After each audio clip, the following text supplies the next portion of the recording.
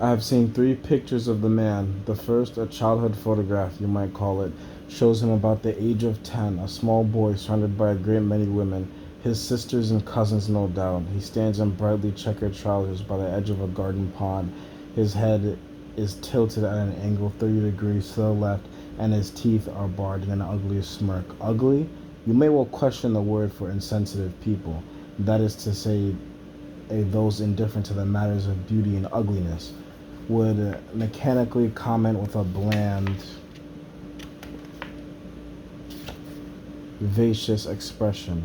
What an adorable little boy. It is quite true that what commonly passes for adorable is sufficiently present in this child's face to give a modicum of meaning to the compliment, but I think that anyone who had ever been subjected to the least exposure to what makes for beauty would most likely toss the photograph to one side with a gesture employed in brushing away a and caterpillar and mutter in profound revulsion, what a dreadful child. Indeed, the more carefully you examine the child's smiling face, the more you feel an indescribable, unspeakable horror creeping over you. You see that is actually not a smiling face. The boy has not a suggestion of a smile. Look at his tightly clenched fist if you want proof. No human being can smile with his fist doubled like that. It is a monkey grinning monkey face.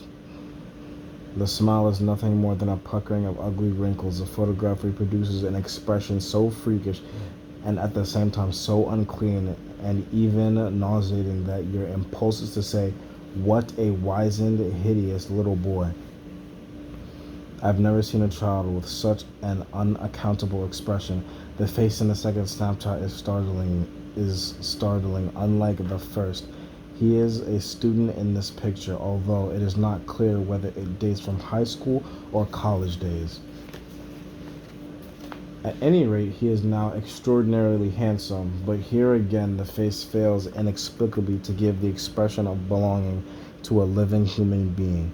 He wears a student's uniform and a white handkerchief peeps from his breast pocket.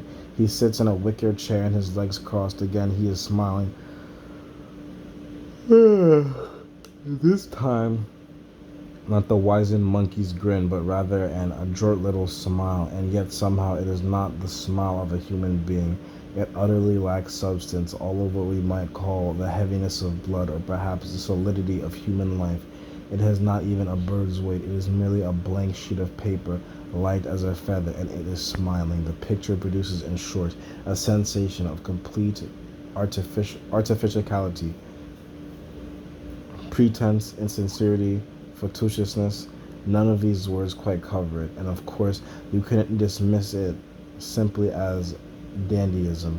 In fact, if you look carefully enough, you will begin to feel that there is something strangely unpleasant about this handsome young man. I have never seen a young man whose good looks were so baffling. The remaining photograph is the most monstrous of all. It is quite impossible in this one to even guess the age, though the hair it seems to be streaked with gray. It was taken in a corner of an extraordinarily dirty room. You can plainly see in the picture how the wall is crumbling in three places. His small hands are held in front of him. This time he is not smiling. There's no expression whatsoever. The picture has a genuinely chilling, foreboding quality, as if it caught him in the act of dying as he sat before the camera, his hands held over a heater. This is not the only shocking thing about it. The head is shown quite large, and you can examine the features and the detail. The forehead is average, the wrinkles on the forehead average, the eyebrows also average, the eyes, the nose, the mouth, the chin. The face is not merely devoid of expression, it fails to even leave a memory. It has no individuality. I have only to shut my eyes after looking at it to forget the face. I can remember the wall of the room, the little heater, but all impression of the face of the principal figure in the room is blotted out, and I am unable to recall a single thing about it. This face could never be made the subject of a painting, not even a cartoon. I open my eyes. There is not even the pleasure of recollecting, of course. That's the kind of face it was. To state the matter in the most extreme terms, when I open my eyes and look at the photograph a second time, I still can't remember it. Besides, it rubs against me the wrong way and makes me feel so uncomfortable that in the end I want to avert my eyes. I think that even a death mask would hold more of an expression, leave more of a memory. That effigy suggests nothing so much as a human body to which a horse's head has been attached. Something ineffable makes the beholder shudder in distaste.